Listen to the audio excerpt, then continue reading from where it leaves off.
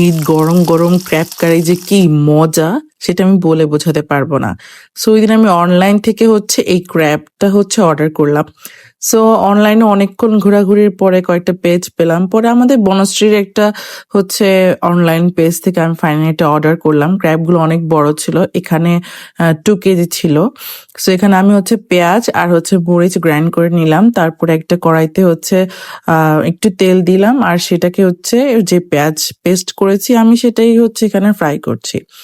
So crab নিয়ে আমার অনেক অনেক ধরনের এক্সপেরিয়েন্স আছে। আমি কক্সবাজার গিয়ে ক্র্যাব খাওয়ার জন্যই বেশি পাগল হয়ে যায়। আমার ক্র্যাব অনেক ভালো লাগে আর রুদ্ররও ভালো লাগে, কিন্তু ফ্যামিলির বাকি মানুষের অত পছন্দ না। সো আমরা দুইজনের জন্যই মেনলি আমি এটা কিনেছি। সো এখানে আমি আমার সসগুলো দেখাচ্ছিলাম। এখানে সয়া সস ছিল, ম্যাগি সস ছিল, অয়েস্টার সস ছিল। সো এইগুলো মিক্স করে আসলে বাসায় যেসব যা আছে সব দিয়ে আমি এই ক্র্যাব কারিটা বানিয়েছি। সো এখানে আমি একটু রসুন দিয়ে দিলাম আর আদার পেস্ট দিয়ে দিলাম। তো এটার কাঁচা গন্ধ যতক্ষণ পর্যন্ত না যায় ততক্ষণ পর্যন্ত এটাকে ভেজে তারপরে বিভিন্ন মশলা বাসার যে হলুদ, মরিচ, তারপরে ধনিয়া, জিরা, তারপরে একটু গরম মশলা দিয়েছি আর লবণ দিয়ে মাংসটাকে ভালো মতো কষালাম। এই যে তেল উঠে আসছে আর আমার যে ক্র্যাব খেতে কি ভালো লাগে কি আর বলবো।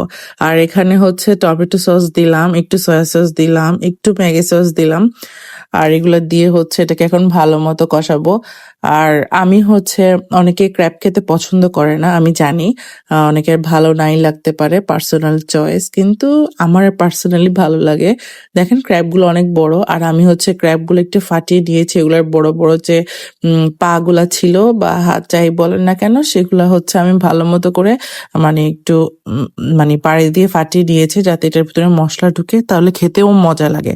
আর ক্র্যাবটা সত্যি সত্যি অনেক মজা লাগছিল খেতে, একদম চিংড়ি মাছের মতোই লেগেছিল আমার কাছে। আর আমি আর রুদ্র তো একদম ইচ্ছা মতো খেয়েছি, মজা করে খেয়েছি, কারণ বাসার বাকি সবাই অতটা এটা খায় না। সো আমি আর রুদ্র খুব এনজয় করে খেয়েছি।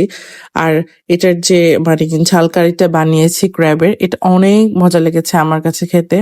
তো আমার কাছে যখন আমি এটা ধুয়েছিলাম না, তখন আমার কাছে একটু ফিসি ফিসি গন্ধ লাগছিল, আমার কাছে ভাল লাগছিল না, যেহেতু এগুলা কখন না কবে এনে ওরা স্টকে রাখে। সো আমি গাছ থেকে বারান্দার গাছ থেকে লেবু পাতা নিয়ে এটাতে একটু লেবু পাতা দিয়ে দিলাম, কারণ যাতে স্মেলটা ভালো আসে।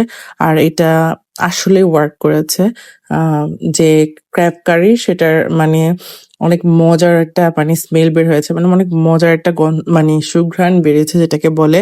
আমি একটু লেবু দিয়ে দিলাম, লেবু দিয়েছিলাম। তারপরে আরো বাসায় যা আছে আমি যা পেরেছি জাস্ট এক্সপেরিমেন্ট হিসেবে রান্না করেছি, বিকজ আমার এটা রান্না করার কোনো অভিজ্ঞতা নেই। সো অভিজ্ঞতার অভাবে বা এক্সপিরিয়েন্সের অভাবে আমি যেভাবে পেরেছি সেভাবে রান্না করেছি, বাট ফাইনাল রেজাল্টটা আসলে অনেক মজার হয়েছে। লাইক আমরা তো অনেক মজা করে খেয়েছি আর কালারটা যে কি সুন্দর এসেছে।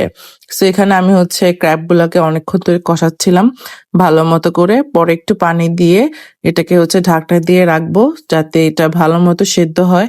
আর এটাকে ঢাকনা দেওয়ার পরে যখন দেখবো যে ঝোলটা একটু মাখা মাখা হয়ে এসেছে, ঠিক তখনই আমি এটা উঠিয়ে ফেলবো। এই যে আমার কিন্তু ক্র্যাব কারি রান্না হয়ে গিয়েছে আর কালারটা যে কি সুন্দর এসেছে আর খেতেও অনেক মজা হয়েছে। সো এখানে আমি ক্র্যাব নিয়ে নিচ্ছিলাম আর ক্র্যাব গুলো অনেক বড় দিয়েছিল আর টেস্টও কিন্তু খারাপ ছিল না, অনলাইন হিসেবে ভালোই এসেছে। তো থ্যাংকস ফর ওয়াচিং।